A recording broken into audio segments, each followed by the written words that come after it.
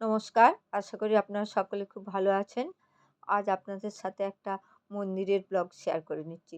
আজকে সানডে ছিল, আমরা কলকাতাতে ছিলাম।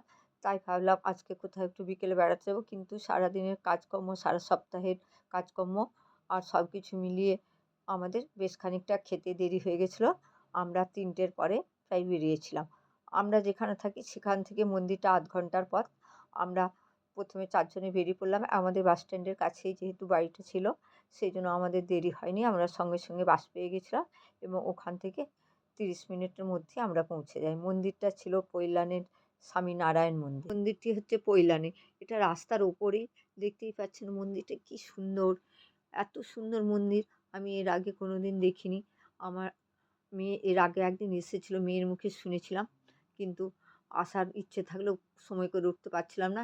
এইদিন সময় করতে পারলাম, তাই সবাই মিলে চলে এলাম। এই মন্দিরটি দেখুন ২০১৪ সালে সর্বসাধারণের জন্য খুলে দেওয়া হয়। মন্দিরটার সবথেকে বড় মন্দির দিল্লিতে আছে অক্ষরধাম। এটা সারা পৃথিবী জুড়েই এই মন্দিরের শাখা আছে। এখন আমরা দেখুন পৌঁছে গেছি, কিন্তু মন্দিরের ভেতরে কোনো ক্যামেরা বা ফোন নিয়ে যাওয়ার অনুমতি নেই। মূল মন্দিরের ভেতরে ক্যামেরা যেহেতু নিয়ে যাওয়া যায় না, সেইজন্য আমরা আপনাদের ভেতরের ছবি দেখাতে পারব না। ভেতরে যেই ঠাকুরগুলি আছে সেগুলো আপনাদের বলে দিচ্ছি। হনুমানজি আছেন, রাম, সীতা, লক্ষ্মণ আছেন, রাধাকৃষ্ণ আছেন, দুর্গা মায়ের মন্দির আছেন, স্বামীনারায়ণজির মূর্তি আছে। তাছাড়াও অন্যান্য স্বামীজির মূর্তি আছে। অনেক স্বামীজির মূর্তি আছে, যাদের নাম আমরা সব জানি না। আপনারা ভেতরে ঢোকার আগেই দেখুন এখানে ২ টি চরণ আছে। এই চরণ দুটি স্বামীনারায়ণজির। আশা করি আপনারা এটা দেখলেন, মার্বেল পাথরে বাঁধানো আছে। এখন আমরা দেখুন ভেতরের দিকে যাচ্ছি, বিভিন্ন দিক ঘুরে, ঘুরে দেখছি। আমরা যেহেতু বিকেলের দিকে গেছিলাম তাই জন্য একটু ঠান্ডা, ঠান্ডা পড়েই গেছিল। প্রচুর লোক এসেছিল। একদিনের ট্যুরে আপনারা এখানে আসলে মন সত্যি সুন্দর হয়ে যাবে। সারাদিন যে কীভাবে কেটে যাবে বুঝতেই পারবেন না।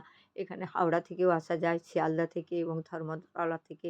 বেশিক্ষণ সময় লাগবে না, ১ ঘন্টার মধ্যেই প্রায় পৌঁছে যাবেন যদি জ্যাম-ট্যাম না থাকে। আমরা প্রথমে দোতলায় ঠাকুরের মূর্তি এবং স্বামীজিদের মূর্তিগুলি দর্শন করে এসে নিচে কাপল টিকিট কাটিয়ে স্বামীজির মাথায় জল ঢাললাম এবং পুজো দিলাম এবং ৳৫০ করে শুকনো প্রসাদের প্যাকেট নিলাম। তারপর আমরা বেরিয়ে চলে এলাম। এখানে সকাল ৭:৩০ মন্দির খোলে, ১২টায় বন্ধ হয়। আবার বিকেল ৪টেয় খোলে এবং রাত ৮টা পর্যন্ত খোলা থাকে। এখানে সন্ধ্যে ৬টাতে আরতি হয় এবং ৭:৩০টার সময় আরতি হয়। আরতি দেখার আমরা সুযোগ পাইনি, কারণ আমাদের বাচ্চা ছিল বলে আমরা তাড়াতাড়ি ফিরে চলে এসেছিলাম। এখানে সব রকম সুবিধা আছে। আপনারা সকালে আসলে এখানে দুপুরে নিরামিষ ভোজনও করতে পারবেন ক্যান্টিনে। তাছাড়া এখানে গাড়ি পার্কিংয়ের ভালো ব্যবস্থা আছে এবং চা, কফি ক্যান্টিনও আছে। এখানে সবজি এখানেই তৈরি হয়, সেই সবজিও বিক্রি-টিক্রি হয়। একটা বুক স্টল আছে। এখানে আরেকটি স্টল আছে, যেখানে স্বামীনারায়ণের মন্দির ছোট ভার্সনের বিভিন্ন সিংহাসন, হাতের কাজের জিনিস, বিভিন্ন খাবার-দাবার সবকিছু পাওয়া যায়।